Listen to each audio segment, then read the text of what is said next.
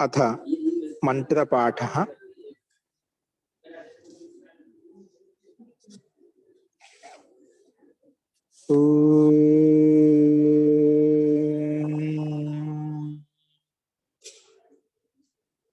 सहनाववतु सहनौ भुनक्तु सह वीर्यं करवावहै तेजस्विनावधीतमस्तु मा विद्विषावहै। ओम शांति शांति शांति।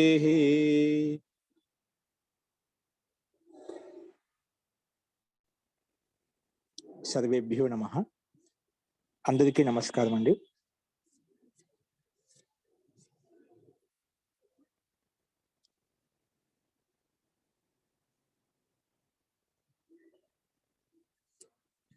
మనము అభ్యాసం 55లో శబ్దకోశం చెప్పుకుంటున్నాము. శబ్దకోశం కూడా అయిపోయింది. సంస్కృత వాక్యాలు, తెలుగు వాక్యాలు చెప్పుకుంటున్నాం. అందులో ఈరోజు తెలుగు వాక్యాలు, ముఖ్యంగా సంస్కృత వాక్యాలు కూడా పూర్తిగా అయిపోయాయి అనుకుంటాను. జీ తో తెలుగు వాక్యాలు చూడండి. తెలుగు వాక్యాల మూడో వాక్యం అండి. స్త్రీ తన చీర మేకలను తను ధరిస్తుంది. స్త్రీ తన చీరలను మరియు మేకలను ధరిస్తుంది, ఇంకా ముసుగు వేసుకుంటుంది. ఇది మూడో వాక్యం మనకు. నెక్స్ట్ చూద్దామండి. మహోదయ నమస్తే. జీ ఒక్క నిమిషం అండి. చూడండి, హోస్ట్ ఇచ్చేసాను. చూడండి, ఈ వాక్యానికి రాసుకోండి సమాధానం. స్త్రీ అప్ని చీరను మరియు మేకలను ధరిస్తున్నది మరియు ముసుగు నీచే కిందికి వేసుకుంటుంది. అస్తు. స్త్రీ స్వకీయాం శాటికాం స్త్రీ స్వకీయాం శాటికాం స్త్రీ స్వకీయాం శాటికాం స్త్రీ స్వకీయాం శాటికాం కటిసూత్రం చ కటిసూత్రం చ కటిసూత్రం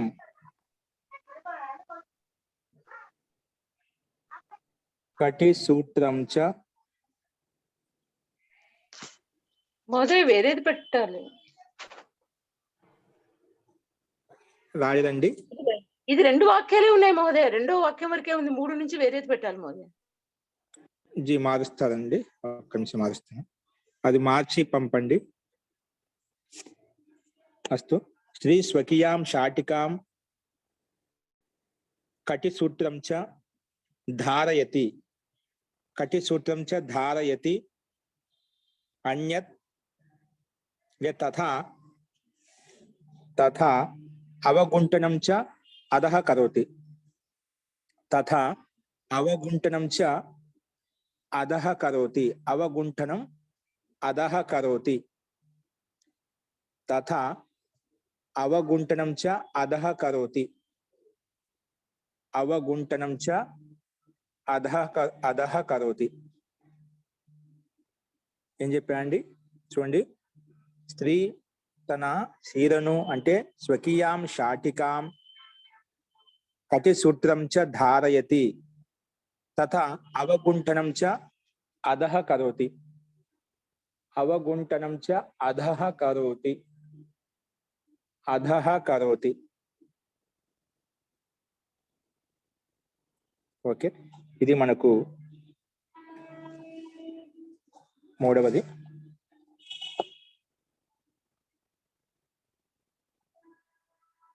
కిందికి వేసుకుంటుందా అధః కరోతి రాసుకోండి. అధః కరోతి.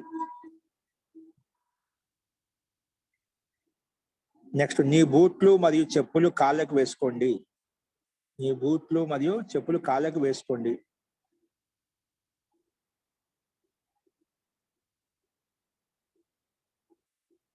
స్వకీయాం ఉపానః స్వకీయాం ఉపానః స్వకీయాం ఉపానః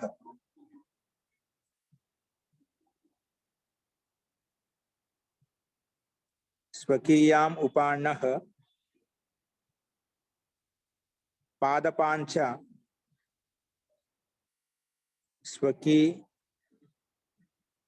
స్వకీయం ఉపానః రాయండి, క్షమ్యతాం, స్వకీయం తన స్వకీయం ఉపానః అథవా పాదపాంచ అథవా పాదపాంచ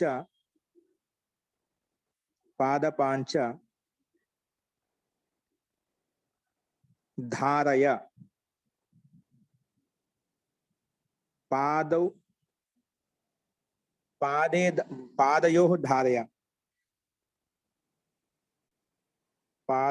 ధారయ రెండు పాదాలకు వేసుకోండి. మళ్ళీ ఒకసారి చెప్తారా? పాదపాంచ కొట్టేయాలి కదా మహోదయ, పాదపాంచ ధారయ కొట్టేయాలి, పాదయోః ధారయ రాసుకోవాలి. పాదపాన్ అని చెప్పులు ఇక్కడ పాదపాన్. ఆమా. స్వకీయం ఉపానః లేదా పాదపాంచ రెండు లేదు రాసుకోవచ్చు. స్వకీయం ఉపానః లేదా పాదపాంచ పాదే ధారయ లేదా పాదయోః ధారయ, పాదే ధారయ లేదా పాదయోః ధారయ రెండు పాదాలకు వేసుకోండి.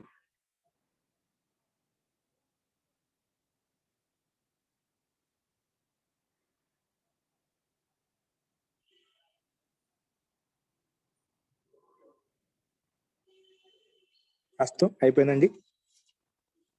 నెక్స్ట్ వాక్యం.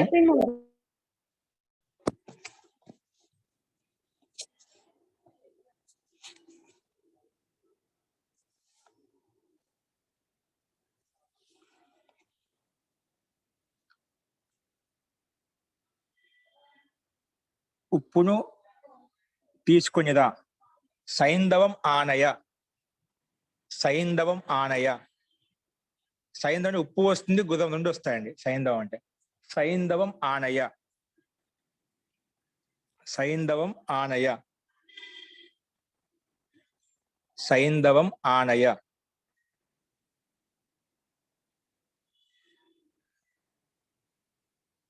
నెక్స్ట్, విద్యార్థులకు ప్రతి సంవత్సరము 3 నెలల 6 నెలల సంవత్సర పరీక్షలు జరుగుతున్నాయి.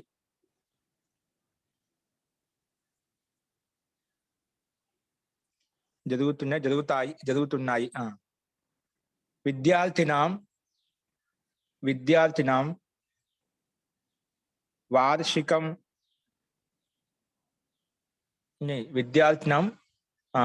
ప్రతి సంవత్సరం ప్రతి వర్షం విద్యార్థినాం ప్రతి వర్షము విద్యార్థినాం ప్రతి వర్షం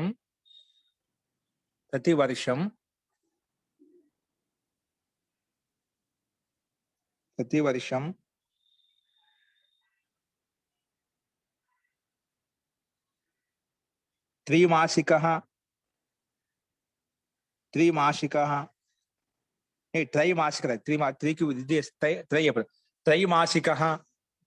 3 నెలలు.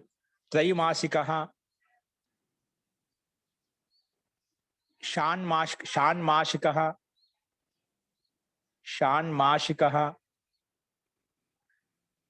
త్రైమాసికः షాన్మాసికः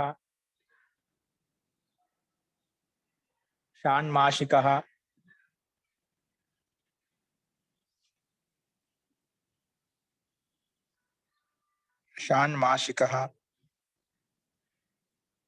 వార్షికः సంవత్సరం 6 నెలలు మరియు వార్షికం పరీక్షాः భవంతి. వార్షికం పరీక్షాః భవంతి. వార్షికం పరీక్షాః భవంతి.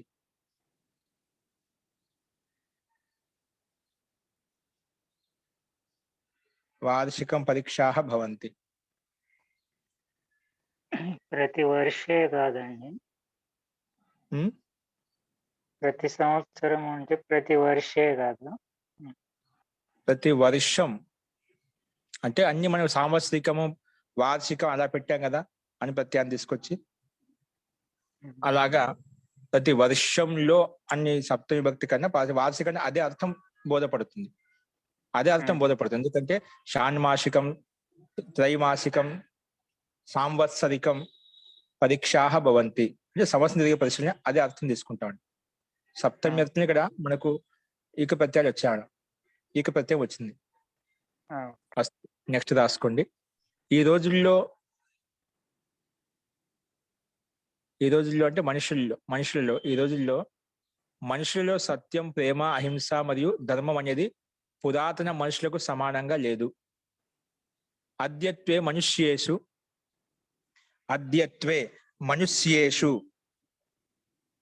సత్యం,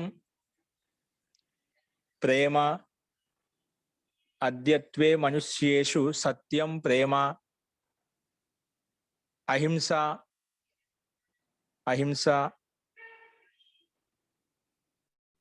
ధర్మం చ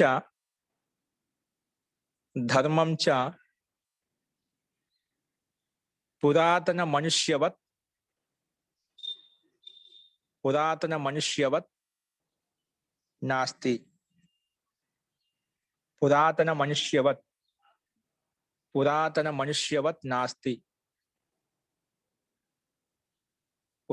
మనుష్యవత్ నాస్తి.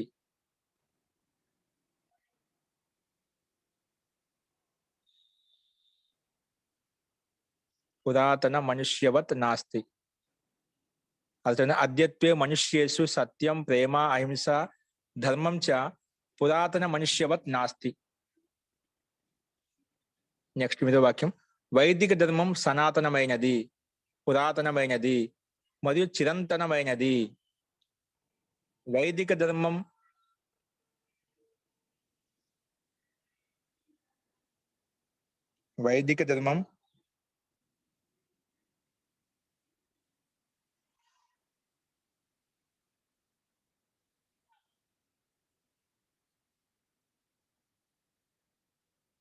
అతి పురాతనం.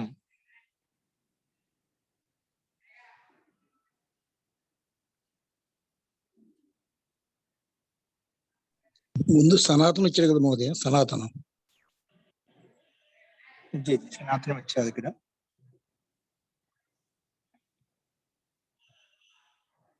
ఇక్కడ మనకు శబ్దం వచ్చింది పురాతన, చిరంతన. ఓకే.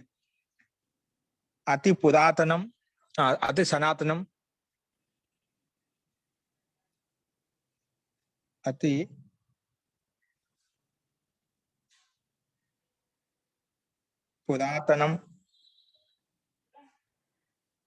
పురాతనం కాబట్టి పురాతన రాయండి. అలాగే సనాతన, వైదిక ధర్మం అతి సనాతన, పురాతన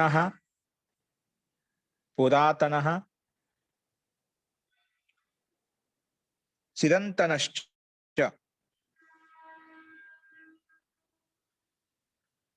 చిరంతనం వా రాయండి, లేదా అని అర్థం. ఇవన్నీ పర్యాయ శబ్దాలు. చిరంతనం వా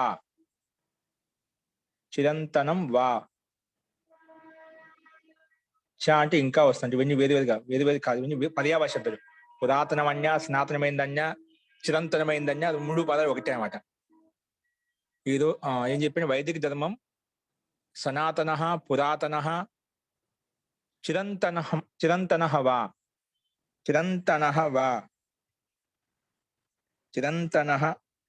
వా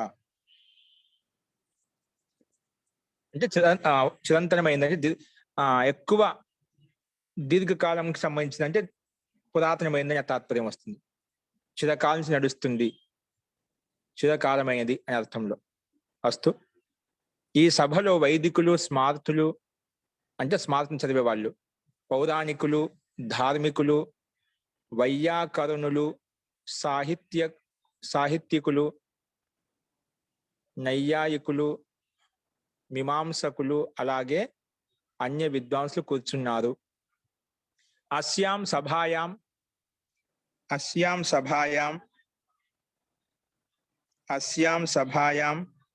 వైదికాః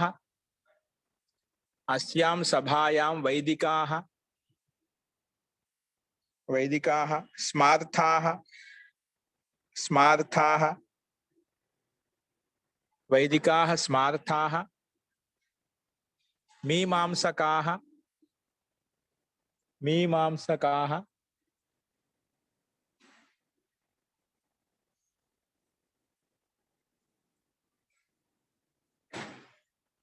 మీమాంసకాః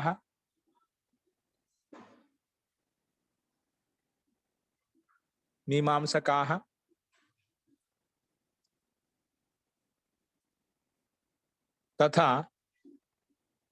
అన్య విద్వాంసః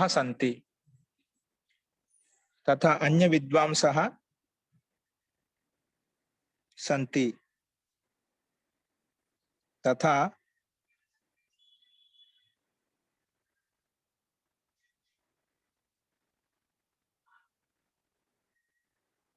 ఇంకా చాలా ఉన్నాయి శబ్దాలు ఇక్కడ.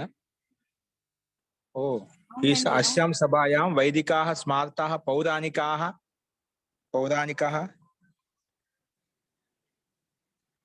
పౌరాణిక తర్వాత ధార్మికాః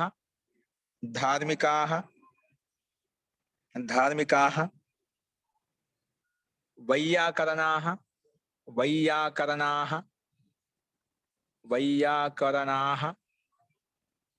సాహిత్యకాః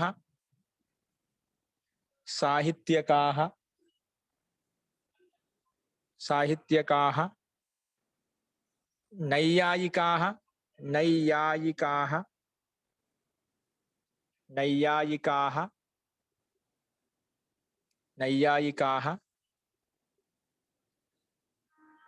మీమాంసకాః. ఒకే ముందు రాస్తుంటే పదవాడేది అడ్జస్ట్మెంట్ చేసుకోండి.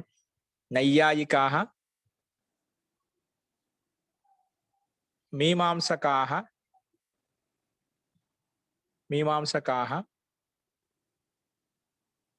తథా అన్య విద్వాంసః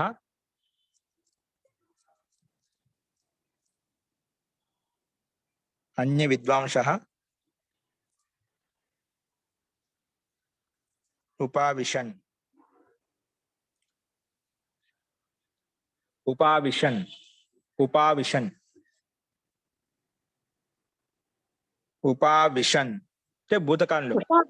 ఉపా విషయంలో మూర్ధన్య శకారం పెట్టి నకారానికి హలంతం ఇవ్వాలి కదా మహోదయ. నా ఉపవిశతః ఉపవిశంతి అలాగా తాళవి శకారం, మూర్ధన్య శకారం కదండి. ఉపావిశన్,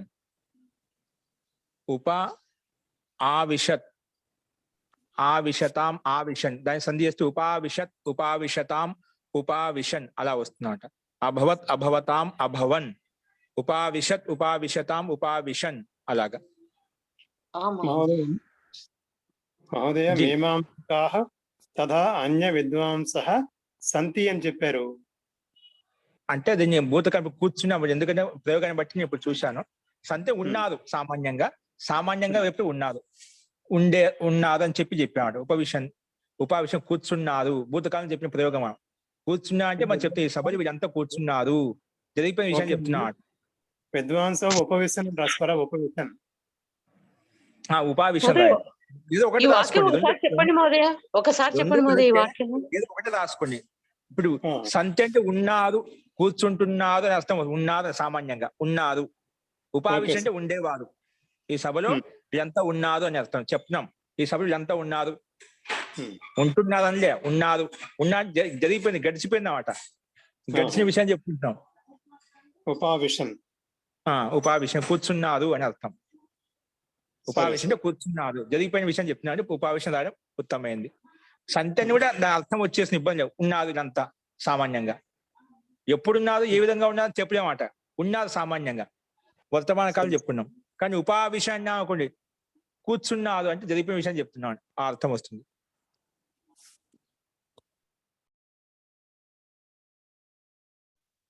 महोदय वाक्यं చూడండి महोदय अस्यां सभायां वैदिकाः स्मार्ताः पौराणिकाः धार्मिकाः वैयाकरणाः साहित्यकाः नैयायिकाः मीमांसकाः तथा अन्य विद्वांसः उपाविशन् महोदय ఉపావిషన్ లేదా అన్య విద్వాంసః సంతి, అన్య విద్వాంసులు ఉన్నారు. ఉపావిషన్ అన్న ఒకటే, సంతి వర్తమాన కాలం అర్థం చేసుకోండి. ఉపావిషన్ భూతకాలం. ఓకేనా? మहोदय సంతి సామాన్య వచనము, ఉపావిషణం భూతకాలాన్ని సంకేతిస్తున్నమాట. కాబట్టి మీరు ఉపావిషన్ రాయండి, ఇబ్బంది లేదు. కాబట్టి స్పష్టత కోసం రెండు అర్థం రాసుకున్నాం. ఉన్నారు, ఉండేవారు. సంతి అంటే ఉన్నారు, ఉపావిషయం ఉండేవారు, స్పష్టం వస్తుంది అన్నమాట. అస్తు, నెక్స్ట్ వాక్యం రాసుకోండి. మహోదయ, ఇది సభ అనేది స్త్రీలింగం కదండి? అందుకే సభాయం చెప్పాను కదా, అస్యాం సభాయాం. అవును, ఈ సభ యందు అన్నప్పుడు ఈ అనే దానికి కూడా అది విశేషణం కదా. ఏ తస్యాం సభాయాం అనాలి కదా. అస్యాం కూడా అదే కదా, స్త్రీలింగమే కదా. అదే కదా. ఏషః అనేది ఏతద్ కాదు నేను చెప్పేది, ఏతద్ కాదండి. ఏషః ఏషఃనా? ఏషః ఏష ఎలా వస్తుంది మీరు ఏషా శబ్దం. ఏతద్ శబ్దం, ఏతద్ శబ్దానికి ఏషః ఏషా వస్తుంది స్త్రీలింగంలో, దానికి ఏతస్యాం వస్తుంది అన్నమాట. నేనేమంటున్నాను, ఏతద్ శబ్ద స్థానం ఇంకో శబ్దం కూడా ఉంది, ఇదం శబ్దం ఉంది. ఇదం ఏతద్ శబ్దానికి స్త్రీలింగం ఏషా. ఏష కాదు, ఏతస్యాం. ఏతస్యాం సప్తమి ఏకవచనం. నేనేమంటున్నా అంటే మీరు ఏతద్ శబ్దం తీసుకున్నారు, నేను అదే అర్థాన్ని ఇచ్చేటువంటి ఇదం శబ్దం తీసుకున్నాను. అదే ఏతస్యాం సభాయాం అంటే బాగుంటది కదా. అంటే రెండు ఒకటే, ఇదం శబ్దం కూడా ఇదే అర్థం వస్తుంది, ఏతద్ శబ్దం కూడా ఇదే అర్థం వస్తుంది, వీటికి ఒకటే అర్థం.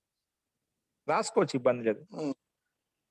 ఇదమన్య కూడా ఇది, ఏతదన్య కూడా ఇది, రెండింటికి అర్థం ఒకటే, కాదు రూపంలో తేడా. ఏషః ఏతౌ ఏతే, ఓకేనా? అయం ఇమే, అయం ఇమౌ ఇమే, రెండు ఒకటే, కాకపోతే రూపం వేరు. అయమన్య ఇదే వస్తుంది, ఏషః అన్య కూడా ఇదే వస్తుంది. ఇయం ఇమే ఇమాహ, ఏషా ఏతే ఏతా, ఓకేనా? రెండు సర్వనామ శబ్దాలే, ఏదైనా రాసుకోవచ్చు అండి. అలాగే అలాగే. అస్తు.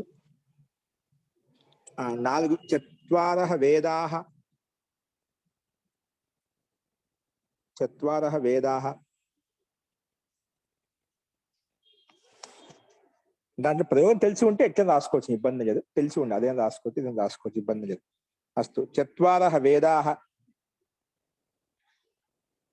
ధర్మశాస్త్రం,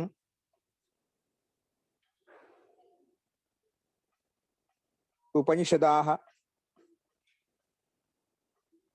ఉపనిషదాః, వాల్మీకి రామాయణం, ఏదో వాల్మీకే రామాయణం,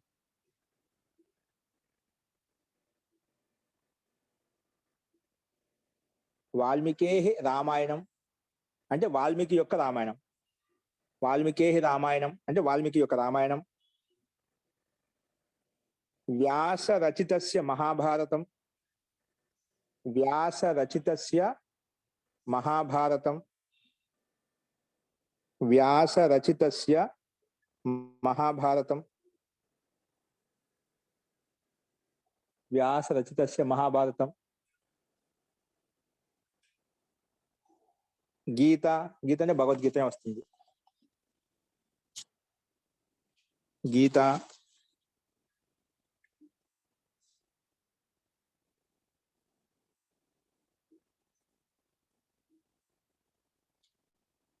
పాణినీయ అష్టాధ్యాయీం చ, పాణినీయ అష్టాధ్యాయీం, పాణినీయ అష్టాధ్యాయీం, పాణినీయ అష్టాధ్యాయీం చ అవశ్యం పఠ, అవశ్యం పఠ. పాణినీయ అష్టాధ్యాయీం చ అవశ్యం పఠ.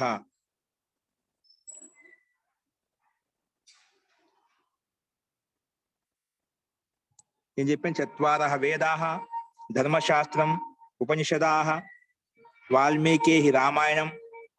సమస్త పదం డైరెక్ట్ రాసి వాల్మీకి రామాయణం డైరెక్ట్ రాసేసుకోవచ్చు అండి. వాల్మీకి రామాయణం చెప్పి సమస్త పదం రాసి కలిపి విడివిడి రాయకుండా వ్యాస రచిత మహాభారతం అంటే వ్యాస రచితస్య మహాభారతం, వ్యాస మహాభారతం, వ్యాస రచిత కాబట్టి వ్యాస మహాభారతం, వాల్మీకి రామాయణం, వాల్మీకీయ కాకుండా సంధి చేసి మనం సమాసం చేసి ఒకే పదంగా రాసుకోవచ్చు. ఓకే, ఇక్కడ మీకు విభక్తి కోసం స్పష్టత ఉంటుందని చెప్పి విభక్తి పరిచయం కోసం ఎలా రాయాలని చెప్పడం కోసం ఇక్కడ సంధి పెట్టి షష్ఠి భక్తి పెట్టి అనమాట. అస్తు వాల్మీకి రామాయణం లేదా వాల్మీకి రామాయణం, వ్యాస రచితస్య మహాభారతం చెప్పాను, లేదా వ్యాస రచితే మహాభారతం, వ్యాస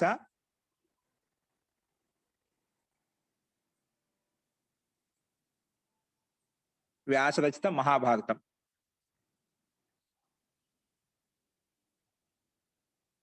వ్యాస రచితస్య మహాభారతం ఉంది, దాని వ్యాస మహాభారతం. రచిత శబ్దం అవసరం లేదు, విభక్తి పెట్టుకుంటే వ్యాస రచితస్య వస్తుంది. ఏంటి మాస్టర్ మీరు కన్ఫ్యూజ్ చెప్తున్నా, ఒకటి చెప్పండి అనుకుంటున్నారా? అంటే రెండు శబ్దాల యొక్క పరిచయం ఇట్లా కూడా ఉంది అలా ఉందని చెప్పడం కోసం చెప్తున్నా అండి. ఓకేనా, కన్ఫ్యూజ్ కాదు. వ్యాస రచితస్య ఒకటి, లేదంటే సమాసం చేస్తే వ్యాస మహాభారతం డైరెక్ట్ గా వ్యాస మహాభారతం అలాగా. భగవద్గీత వేదాః ఉపనిషదాః ద్వితీయ వ్యక్తిలో ఉండాలి కదా ఇంకా? ద్వితీయ భక్తిలో ఉండాలి.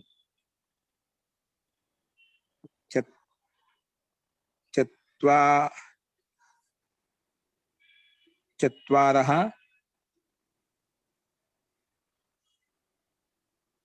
ఇవన్నీ కూడా ద్వితీయ భక్తిలో ఉండాలండి. ఎక్కడ ఉండాలి? మొత్తం ద్వితీయ భక్తిలో ఉండాలి.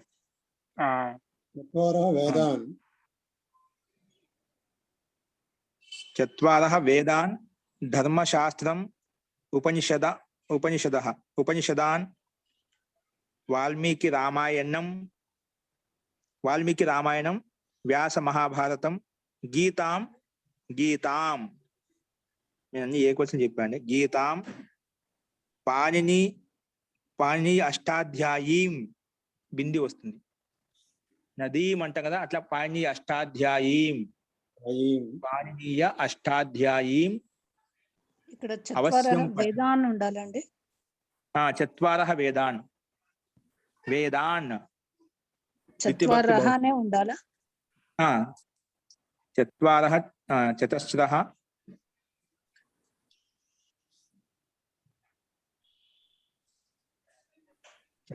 చత్వారః నిత్య బహువచనం అంట. చత్వారః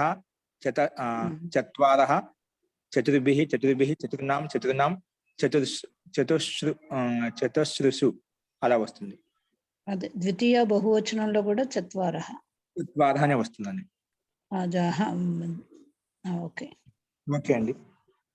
దైనికం కార్యం ప్రతిదినం కురు, లేదా దైనందిన కార్యం ప్రతిదినం కురు.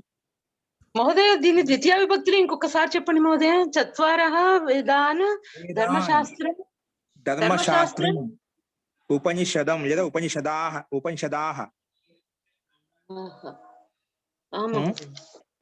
మహోదయ వాల్మీకి రామాయణం వ్యాస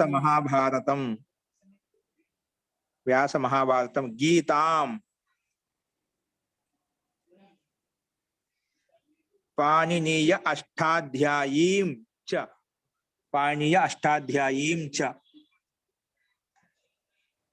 అవశ్యం పఠ.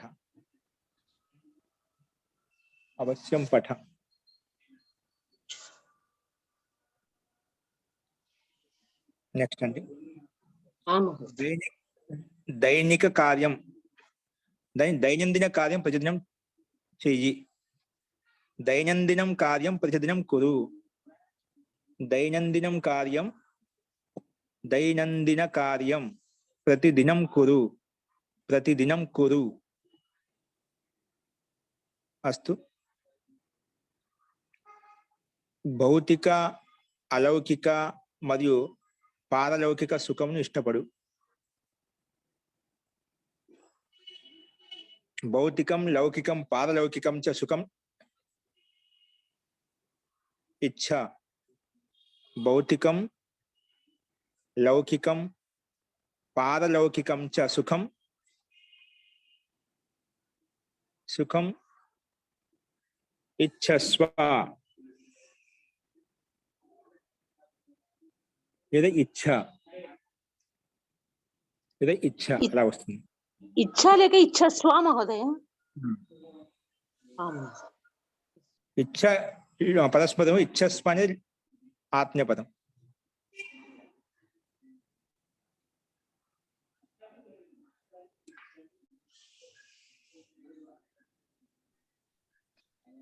ఆచార్య, భౌతికం లౌకికం పారలౌకికం చ చ సుఖం పారలౌకికం చ సుఖం ఇచ్ఛ లేదా ఇచ్ఛస్వ. అస్తు. ఇవి మనకు శబ్దాలండి. ఇప్పుడు ధాతులను ఉపయోగించి శబ్దాలు ఎలా ఉంటుందో చూద్దాం. దేవుడు క్రియధాతును ఉపయోగించి రాయాలి. దేవుడు ఫలాన్ని కొంటున్నాడు. దేవః ఫలం క్రీణాతి. దేవః ఇంకోటి ఉంది మహోదయ, నీవు వస్త్రాన్ని కొంటున్నావు. ఏంటండి? నీవు వస్త్రాన్ని కొంటున్నావు అనేది ఒకటి ఉంది. అది రెండోది వచ్చిందా? సరే, ఓకే సార్. దేవుడు ఫలాన్ని కొంటున్నాడు. దేవః ఫలం క్రీణాతి. దేవః ఫలం క్రీణాతి. దేవః ఫలం క్రీణాతి. దేవః ఫలం క్రీణాతి.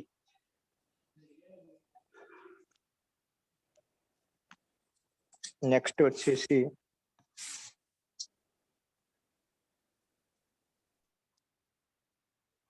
నీవు వస్త్రాన్ని కొంటున్నావు మహోదయ.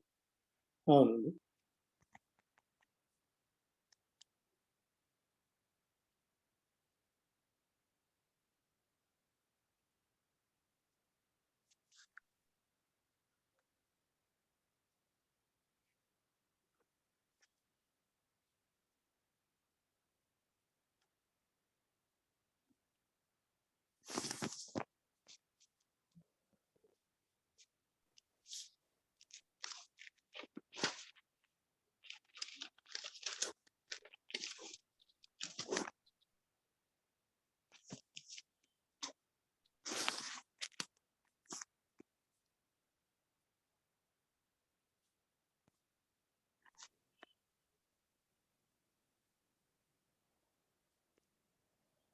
Hello sir, ji. దేవుడు దేవః ఫలం క్రీణాతి. రెండవది, నీవు వస్త్రాన్ని కొంటున్నావు. త్వం వస్త్రం క్రీణాసి. త్వం వస్త్రం క్రీణాసి. త్వం వస్త్రం క్రీణాసి. త్వం వస్త్రం క్రీణాసి. నెక్స్ట్, నేను పుస్తకాన్ని కొంటున్నాను. అహం పుస్తకం క్రీణామి. అహం పుస్తకం క్రీణామి. అహం పుస్తకం క్రీణామి. అహం పుస్తకం క్రీణామి.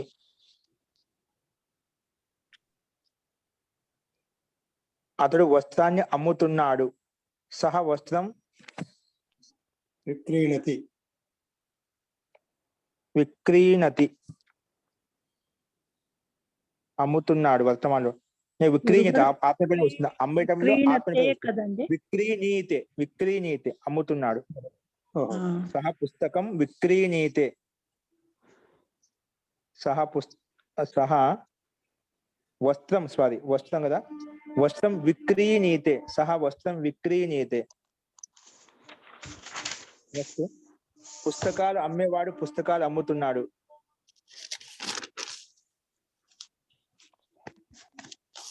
పుస్తకాలు అమ్మేవాడు పుస్తకాలు అమ్ముతున్నాడు. పుస్తకస్య విక్రేత పుస్తకాన్ని విక్రీణీతే. పుస్తకస్య విక్రేత పుస్తకాన్ని విక్రీణీతే. మహోదయ మళ్ళీ విభక్తి లేకుండా పుస్తక విక్రేత సరిపోతుంది కదా మహోదయం.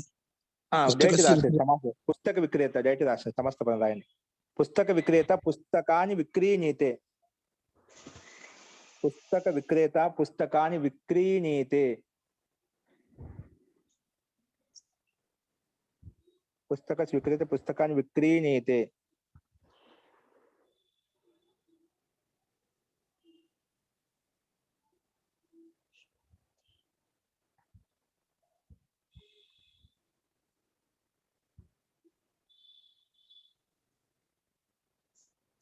నెక్స్ట్ అండి.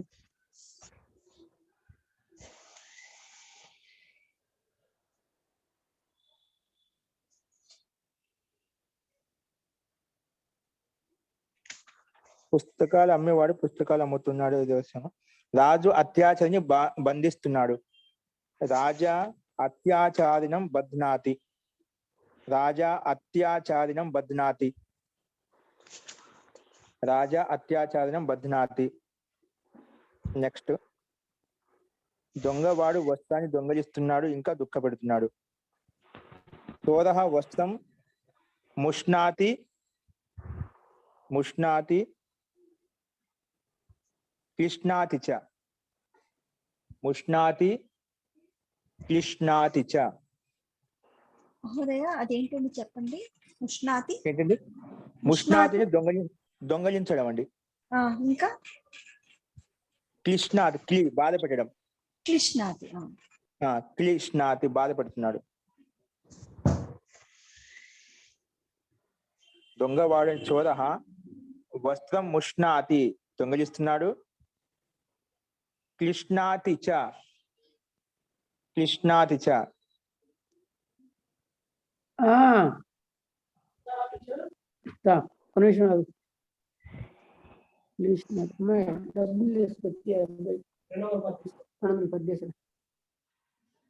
నెక్స్ట్ వాక్యం రాసుకోండి.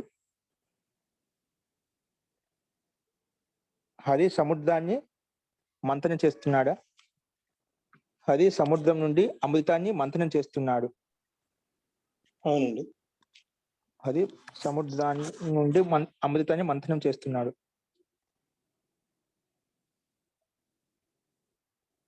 హరి సముద్రం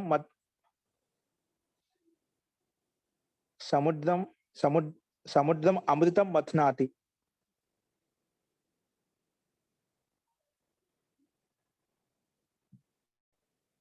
హరి సముద్రం లేదా అమృతం అంటే అమృతం శబ్దానికి సుధాం శబ్దం వచ్చిందండి. అమృతం రాసుకోవచ్చు, సుధాం మత్ ఇక్కడ రెండు ద్వితీయ భక్తులే ఉంటాయి. హరి సముద్రం అమృతం మథనాతి. సముద్రం నుండి అమృతం మథనాతి, అమృతాన్ని తీస్తున్నాడు అర్థం వస్తుంది. అది సముద్రం నుండి అమృతాన్ని తీస్తున్నాడు అంటే మంతం చేసి తీస్తున్నాడు, చిలుకుతున్నాడు. అది సముద్రం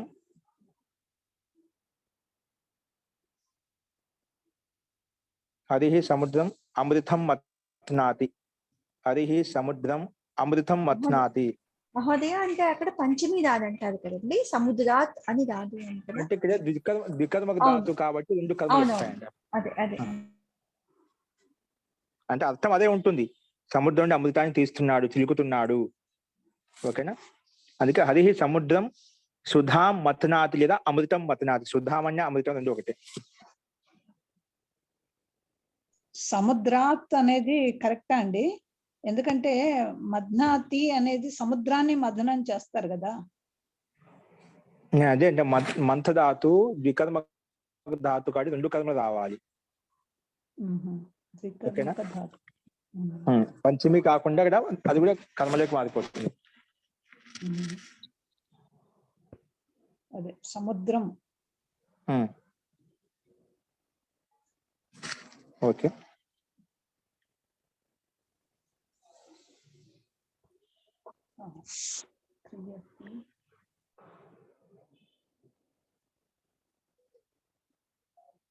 ఓకే, ఇవి మనకు వాక్యాలండి. అశుద్ధ వాక్య రాసుకుని కింద అశుద్ధ వాక్య, శుద్ధ వాక్యం. ఇక్కడ శబ్ద రూపాలు ధాతు రూపాలు తప్పించాడు, అవి మనం కలిసి రాయాలి. క్రయతి, విక్రయతి,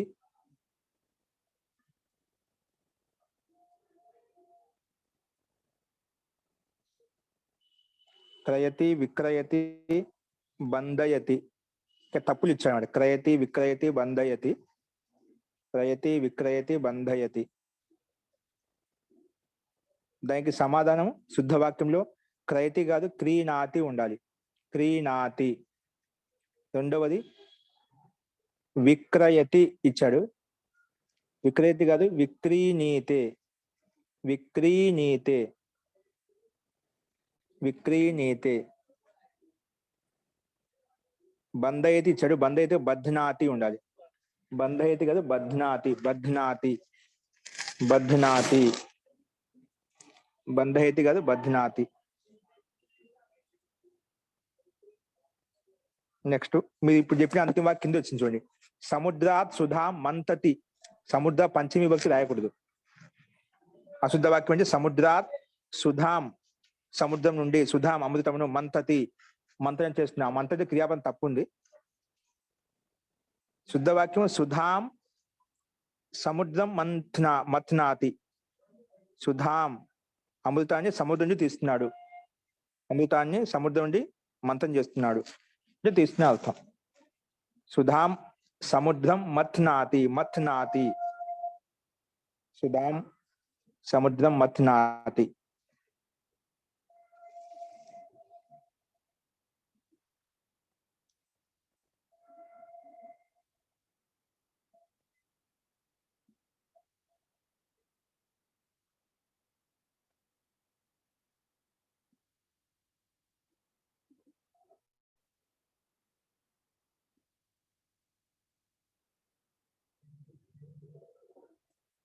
ఓకే అండి, ఇవి మనకు శబ్దకోశాన్ని ఉపయోగించి చెప్పినటువంటి సంస్కృత వాక్యాలు, తెలుగు వాక్యాలు. ఇంతటితో ఈ అభ్యాసం పూర్తి అయిపోయింది.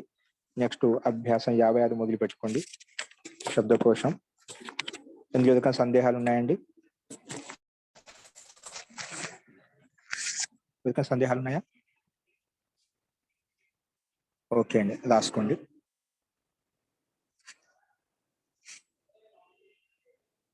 రాసుకోండి. అభ్యాసం 56 చూడండి, స్లైడ్ మీద కనిపిస్తుంది. శబ్దకోశం హెడ్డింగ్ పెట్టుకోండి. అందులో క, శబ్దకోశంలో క. ఫేనిలహ, ఫేనిలహ అంటే సబ్బు. ఫేనిలహ అంటే సబ్బు. నెక్స్ట్ దర్పణః అద్దం. దర్పణః అంటే అద్దం, సీసా. అలంకారః, అలంకారః అంటే ఆభూషణం. అలంకారః ఆభూషణం, అలంకారః ఆభూషణం. హారః మోతి యొక్క మాల. హారః మోతి యొక్క మాల. హారః అంటే ముత్యాల మోతి హారం యొక్క- మహోదయ. ముత్యాల హారం. ముత్యాల హారం. హారః అంటే ముత్యాల హారం. కర్ణపూరః, కర్ణ చెవుల్లో పెట్టుకున్నా అని ఏమంటాం? కమ్మలు మహోదయ. కమ్మలు. కమ్మలు. కమ్మలు కమ్మలు రాసుకోండి. ఇంకా దానికి చెవిలీలు అని కూడా ఏదో అంటారు వాళ్ళు. అవే జుంకాలు మహోదయ. అది అది మీకే తెలిసేదని రాసుకోండి. కర్ణపూరః, కర్ణపురః అంటే కమ్మలు రాయండి, జంకిళ్ళు యా జుంకళ్ళు, ఏది జుంకీలు. అనుకూలంగా ఉంటే అది. జుంకీలు. చెవిదిద్దులు. చెవిలీలు. చెవిదిద్దులు. ఇవన్నీ చెవిదిద్దులు. ఓకే. పర్యాయవాద శబ్దాల కింద రాసుకోండి బ్రాకెట్లే, ఇబ్బంది లేదు. అవును మహోదయ, ఆయా ఊర్లలో పర్యాయవాచి. సంస్కృతంలో చెవులకు సార్ పెట్టి కన్ఫూల్ అని రాశాడు హిందీలో. కాన్ఫూల్ అనాలి కదా, కాన్ అనాలి, దీర్ఘం ఉండాలి కదా కాకి. ఉండాలండి, కాన్పూల్ ఉండాలి. కనక పూలా పెట్టేసేది బై మిస్టేక్. ఓకేనా? సరే, మన సంస్కృతం ముఖ్యం, మన తెలుగు అనువాదం చేసుకుంటాం కాబట్టి అక్కడ ఇబ్బంది లేదు, రాసుకోండి. కర్ణపూరః అంటే చెవిలీలు లేదా జుంకిళ్ళు లేదా కమ్మలు, కమ్మలు. నెక్స్ట్ నూపురః, పాజేబ్. పాజేబ్ అని మెట్టెలు. నూపురః అంటే మెట్టెలు వస్తుందండి. నూపురః అంటే ఏంటి? దర్జీలు. గజ్జెలు మహోదయ, కాలి గజ్జెలు. పాజేబు కదా, సారీ, గజ్జెలు, కాలి గజ్జెలు, గజ్జెలు కాలి మహోదయ. గజ్జెలు. పాజేబు గజ్జెలు.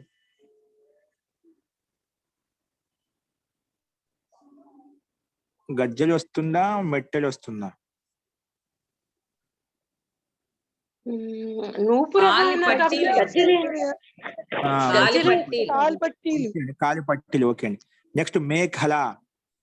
మేఖల కరధని అంటే కటి ధని, కటి పరిస్థితిలో కట్టినది అనమాట. వడ్డాణం మహోదయ. కరధని మొలతాడు లాంటిది. వడ్డాణం మహోదయ. వడ్డానం కాదండి, అంటే సామాన్యంగా మొలనూలు అంటారండి. అంటే వడ్డానికి ఇంకో పదం వస్తుందండి మనకి ఇక్కడ. మేఖలని లోకంలో ప్రసిద్ధం ఏంటంటే వేరే శబ్దం ఉండొచ్చు, వడ్డానికి కింద తీసుకోవాలి, ఎందుకంటే కట్టి పరిస్థితులు అది కూడా కట్టుకుంటాం కాబట్టి. అంటే మొల నూలు అంటారండి, మొలతాడు, మొల నూలు. వంకి గురుగారు. ఓకే, వడ్డానం అంటే వంకి వస్తుంది, వడ్డానం కాదు. వడ్డానికి వేరే శబ్దం ఉండాలి, సందర్భాన్ని బట్టి వేరే శబ్దం ఆ సందర్భం చేసి తీసుకోవచ్చు, మన ఇబ్బంది లేదు.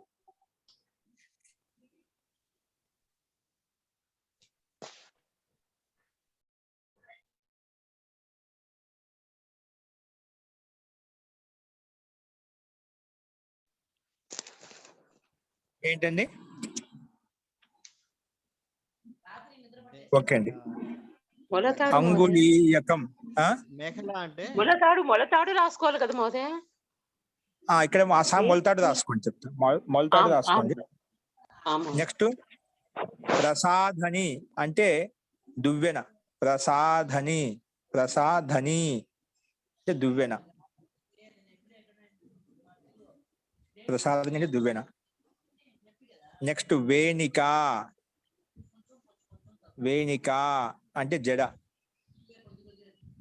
వేణిక అంటే జడ. నెక్స్ట్ సౌభాగ్యవతి. సింధూరం మహోదయ. సౌభాగ్యవతి ఏంటి? సింధూరం ఉంది మహోదయ. నెక్స్ట్ వేణిక తర్వాత సింధూరం. సింధూరం. సింధూరం ఉందా? అవును మహోదయ. సింధూరం శబ్దం లాస్ట్ లో వచ్చిందండి ఇక్కడ. ఇక్కడ సింధూరం, అంజనం అట్లా ఉంది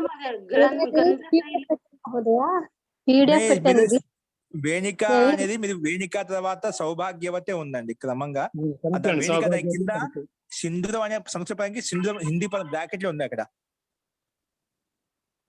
మీరు కొంచెం పైకి వచ్చేసేయండి. మేము బుక్ పాత బుక్ లో అలా ఉంది. టెస్ట్ పెట్టలేదు, తేడా ఉంటే ఉండొచ్చండి. తేడాలో కొంచెం శబ్దం కూడా ఇంకా ముందు ఉండొచ్చండి. రాసుకునే తర్వాత వస్తుంది. ఒకవేళ ముందు రాసుకున్నా అనుకోండి, తర్వాత రాసుకోవాల్సిన అవసరం లేదు, ఇబ్బంది లేదు. ఏదో ఒకసారి రాసుకో. సౌభాగ్యవతి అంటే పతియుక్తమైన స్త్రీ. పతియుక్తమైన స్త్రీ. నెక్స్ట్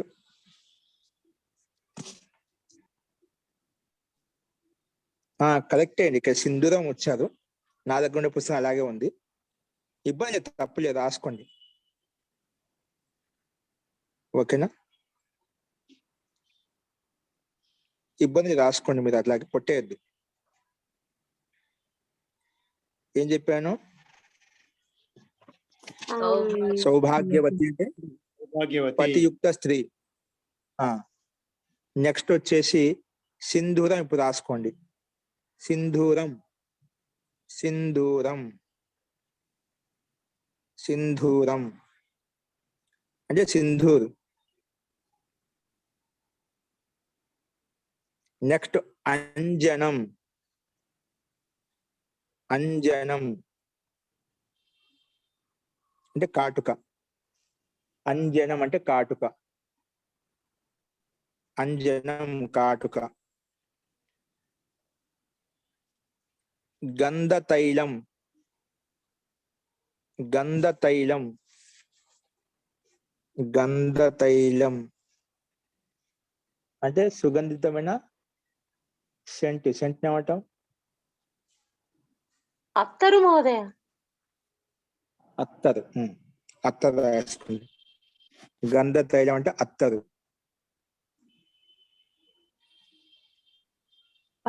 గంధ తైలం అంటే అత్తరు. ఏంటండి? గంధ తైలం అంటే అత్తర్ సెంట్ సెంట్ కొట్టుకుంటున్నారు. సెంట్ సెంట్ అది ఇంగ్లీష్ పదం. అది లోకల్లో ఆ విధంగా ప్రసిద్ధమైంది అనుకోండి సెంట్. అత్తరు పన్నీర్. ఆహా ఓకే.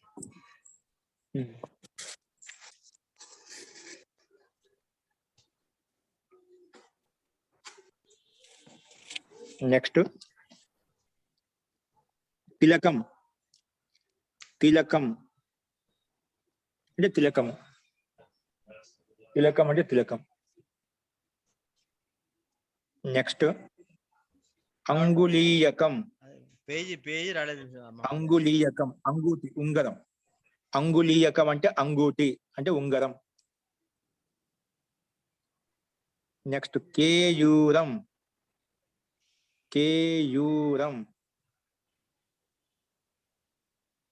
కేయూరం అంటే ఏదో వంకీలు అంటారు, ఏదో బాజుబందు చెవులు బంకీలు. కేయూరం అంటే మనకు చేతులకు కట్టుకుంటే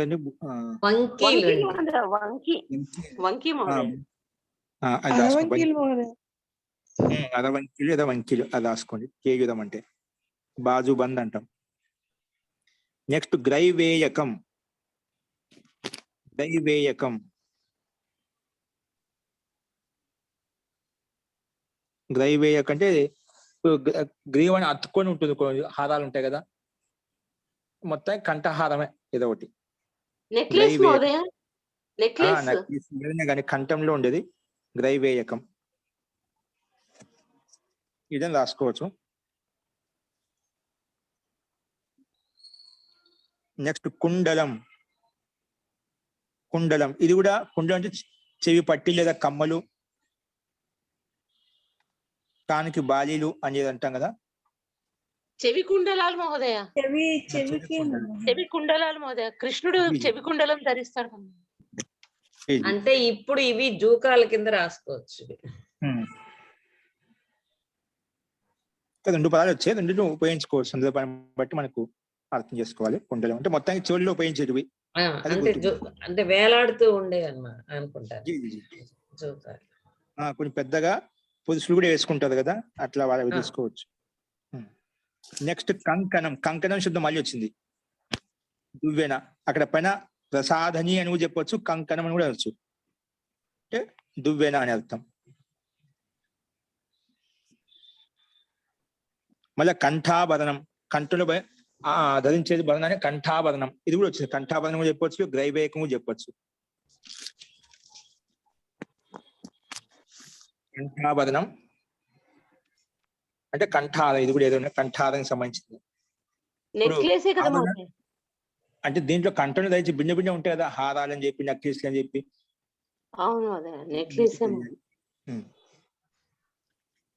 నెక్స్ట్ నాసాభరణం. ఇది తెలిసిందే. ముఖ్యదన్న ముఖ్యరాయి. నాసా ముక్కులు ధరించేది నాసాభరణం. ముక్కురాయి మహోదయ. ముక్కురాయి ముక్కు పుడక అనేది చేతికి వేసుకునే కంకణం కాదండి. ఓ నిజమండి, కరెక్ట్. కంకతం అంటే అది వస్తుంది. నేను కంకతం అనే ధ్యాసలో ఉండిపోయాను. కంకణం అంటే చేతికి కాళ్ళకి కంకణం వేసుకుంటే అది గాజు లాంటిది కంకణం. కంకతం అంటే దువ్వెన. ఏంటి కంకతం? దువ్వెన వస్తుంది. ఇక్కడ కంకణం ఉంది కాబట్టి కంకణం అంటే గాజు. ఇది మన వేసుకుంటాం కదా, ఏంటివి తాంబేవి, కడియాలు.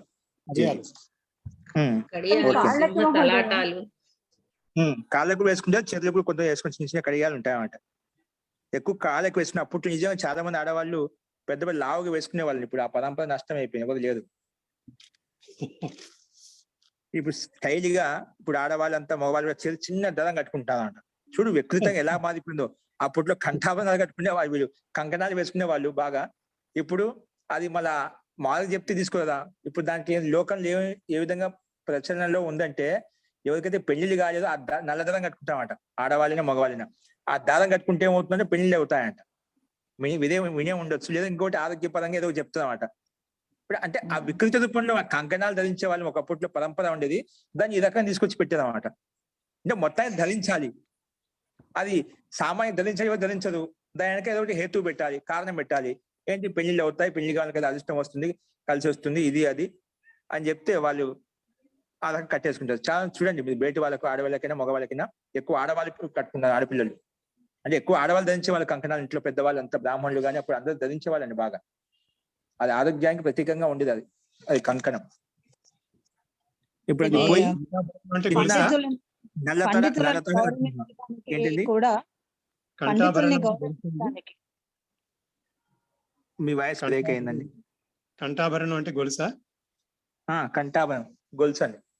అదే కంఠలు ధరించాలి, గొలుసు తీసుకో, ఆభరణం తీసుకో, నకిలీ తీసుకో, ఏమైనా తీసుకోవచ్చు. అన్ని పెట్టుకోవచ్చండి, గొలుసులు, హారాలు. దీనికి ఒక రకంగా పర్యావరణ శబ్దాలు తీసుకోండి. ధరించేది కావచ్చు. కంఠాభరణం వచ్చింది, అంతకుపైన ముందు అలంకార వచ్చింది, ఆభూషణం వచ్చింది. ఆభూషణాలు ఏమైనా కావచ్చు. కంఠాభరణం కంఠం ధరించేది మొత్తం అది ఇందులో భిన్న రకాలు ఒక రకం చేయించుకుంటూ ఉంటుంది అన్నమాట. కానీ మనకు ఒక రకం పర్యావరణ శబ్దాలు తీసుకోవచ్చు. గురువు గారు ఉన్నవాళ్ళు కడియాలేసి పెట్టుకుంటే, లేని వాళ్ళు తక్కువ ఉన్న వాళ్ళు చిన్న లైట్ గా పెట్టుకుందుకు వస్తామని చెప్పి తేలికపాటి బంగారంతో చేయించుకునేవి, ఎక్కువ ధరతో చేయించుకునేవి, అట్లా పెట్టుకునేది. అట్లా రకరకాలుగా ఉంటాయి, అది మనం ఏదైనా తీసుకోవచ్చు. అందుకే మొత్తానికి వాళ్ళ ఆర్థిక స్తోమతను బట్టి అట్లాగా పెట్టుకోవచ్చు, ఇట్లాగా పెట్టుకోవచ్చు. అది అందుకే మనకు పర్యాయ శబ్దాలు వచ్చాయన్నమాట, మనకు అన్ని రకాలుగా ఉన్నాయి కాబట్టి. అస్తు నాసాభరణం రాసిన ముక్కు పుడక, ముక్కెర, ముక్కు పుడక, నాసాభరణం. నెక్స్ట్ గ్రహ. ఇప్పుడు దారి ఇచ్చింది, ఇక్కడ కొన్ని శబ్దాలు ముందు వెనకొచ్చాయండి. అక్కడ మనకు అక్కడ సౌభాగ్యవతి, విధవ, ఈ శబ్దాలు అందులో లాస్ట్ ఇచ్చాడు. ఇవి కూడా పైన రాసేసుకోండి, దారి కింద రాసేద్దాము. ఏంటండి స్క్రీన్ నా ఆగత జీ, అది తిరుగుతూనే ఉండింది, నెట్వర్క్ ప్రాబ్లము. అది రన్నింగ్ లో ఉంది అన్నమాట. వచ్చింది చూడండి, కంకణం అంటే కంకణం, కంఠాభరణం కంఠం, నాసాభరణము బులాక.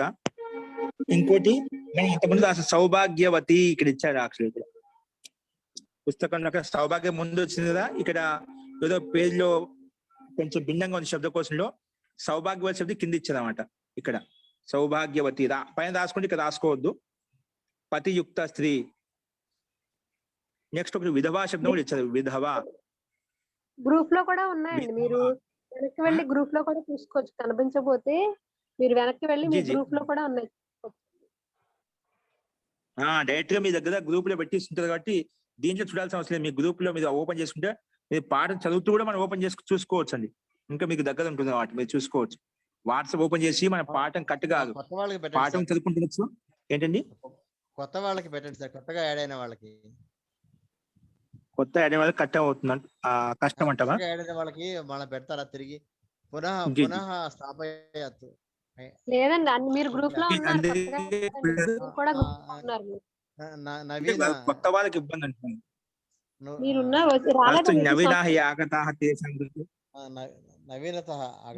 వారు ఏమంటున్నారు, వేరే కొత్త వాళ్ళు వచ్చిన వాళ్ళు, కొత్త వాళ్ళు వాళ్ళకి ఇబ్బంది అవుతుంటారు. లక్ష్మి గారు వారికి కాదు, కొత్త వాళ్ళు ఏమంటారు అట్లా అంటున్నారు.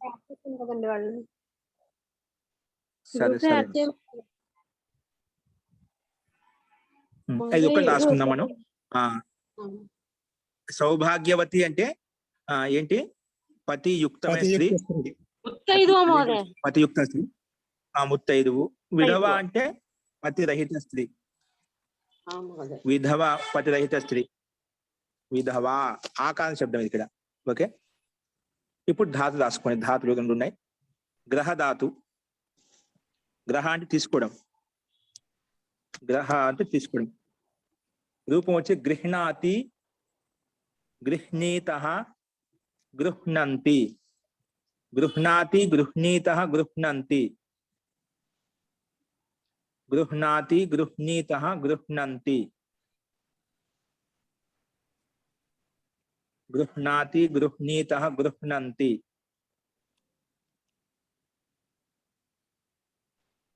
నెక్స్ట్ సంగ్రహ ధాతు, సంగ్రహించడం. సంగ్రహ ఒక ఉపసర్గ ధాతు అదే. గ్రహ ధాతుకు రూపం ఎలా ఉంటుంది, ఇక్కడ అలాగే ఉంటుంది. రూపం వచ్చేసి సంగృహ్ణాతి, సంగృహ్ణాతి, సంగృహ్ణాతి, సంగృహ్ణీతః, సంగృహ్ణీతః, సంగృహ్ణంతి. గృహ్ణాతి, గృహ్ణీతః, గృహ్ణంతికి ఒక సమ ఉపసర్గం పెడితే అయిపోయింది. గురుగారు ఇక్కడ సంగ్రహించడం అర్థం. సంకలనము సంకలనము అనే సంగ్రహించడం, సంకలనం చేయడం, సంగ్రహించడం, సంకలనం చేయడం, సంగ్రహించడం, సేకరించడం, ఇవన్నీ వస్తాయండి. నెక్స్ట్ అనుగ్రహధాతు. అన్ని గ్రహధాతులే కాబట్టి దీనికి ఉపసర్గం తేడా వచ్చింది. సమ్ వచ్చినప్పుడు సంగ్రహించడం, సేకరించడం అనే అర్థం వస్తుంది. అనుగ్రహించడం, అనుగ్రహధాతుకు అనుగ్రహించడం. ఇక్కడ అను ఉపసర్గం పెట్టుకున్నాం. అనుగృహ్ణాతి, అనుగృహ్ణీతః, అనుగృహ్ణంతి, అనుగృహ్ణంతి. ఒక గృహధాతు చేసుకుంటే ఇవన్నీ రాసేయచ్చు మనం. అనుగృహ్ణాతి, ఇక్కడ ఒక 3 ఇచ్చాను, ఇంకో ఉపసర్గం కలిపితే ఇంకా భిన్న భిన్న అర్థాలు వస్తూ ఉంటాయి మనకు. ఓకేనా? కాబట్టి అవన్నీ మనం తీసుకోవచ్చు. అనుగృహ్ణాతి, అనుగృహ్ణీతః, అనుగృహ్ణంతి, అనుగృహ్ణంతి.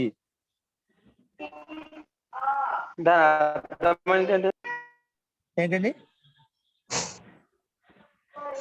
దాని అర్థం?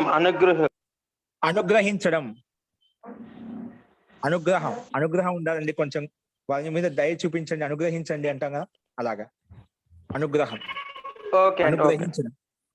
ఓకేనా? కింద ఒక సూచన ఒకటి రాసుకొని వ్యాకరణ రేపు చెప్పుకుందాం మనం. సూచన ఏ శబ్దాలు ఎలా నడుస్తాయి. పేనిలహ నుండి నూపురహ వరకు రామ శబ్దానికి సమానంగా రామవత్. పేనిలహ డాష్ నూపురహ వరకు రామవత్. ఇవి కాలో ఉన్నాయి అంటే శబ్దాలు మొత్తం వచ్చేసాయండి. నెక్స్ట్ గ్రహధాతు నుంచి అనుగ్రహధాతు, గ్రహధాతుకి సమానంగా.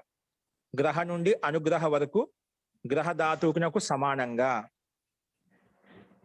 గ్రహ నుండి అనుగ్రహ వరకు గ్రహధాతువుకు సమానంగా నడుస్తాయి.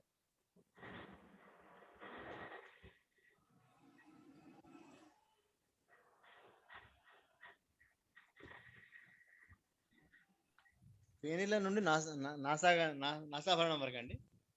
ఏంటండి? పేనిల నుంచి నాసాభరణం వరక. పేనిలహ నుండి నాసాభరణం కాదండి, నూపురహ పట్టీలు అని చెప్పా కదా, గజ్జలు, కాళ్ళ పట్టీలు అంతవరకు. మళ్ళీ మేఖల అనేది స్త్రీలింగం వస్తుంది. ప్రసాదని అనేది ఇది కూడా స్త్రీలింగం, నది శబ్దానికి సమానంగా ఉంది. మేఖల రమా శబ్దానికి సమానంగా. వేణిక ఇది రమా శబ్దానికి సమానంగా. సౌభాగ్యవతి ఇది నది శబ్దానికి సమానంగా. విధవ ఇది స్త్రీలింగ రమా శబ్దానికి సమానంగా. మళ్ళీ సింధూరం, అంజనం, గంధతైలం, తిలకం, అంగుళీయకం, అంగూఠి. అంగుళీయకం అంటే రాసుకున్న అంగూఠి. కేయూరం బాజుబంధు అంటే వంకీలు అని చెప్పారా, అలాగే గ్రైవేయకం, కుండలం, కంకణం, కంఠాభరణం. ఇట్లా అమ్ము ఉండేటువంటి నడుస్తాయి. ఇవన్నీ కూడా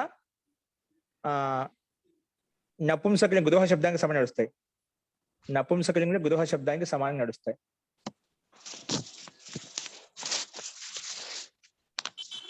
నపుంసకలింగ గృహ శబ్దానికి సమానంగా నడుస్తాయి. మేఖల రమా శబ్దానికి సమానం అవుదా? ప్రసాదని నది, నదీ శబ్దం. మిగతావన్నీ సౌభాగ్యవతి దీర్ఘికారాలన్నీ నదీ శబ్దానికి, దీర్ఘ ఆకారాలన్నీ రమా శబ్దానికి సమానంగా. ఓకేనా?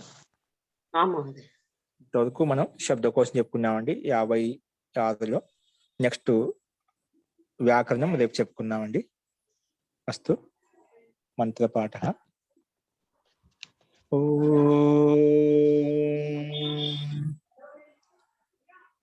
సర్వే భవంతు సుఖినః, సర్వే సంతు నిరామయాః, సర్వే భద్రాణి పశ్యంతు, మా కశ్చిద్ దుఃఖభాగ్ భవేత్. ఓం శాంతి శాంతి శాంతి. సర్వేభ్యో నమః. అందరికీ నమస్కారం అండి.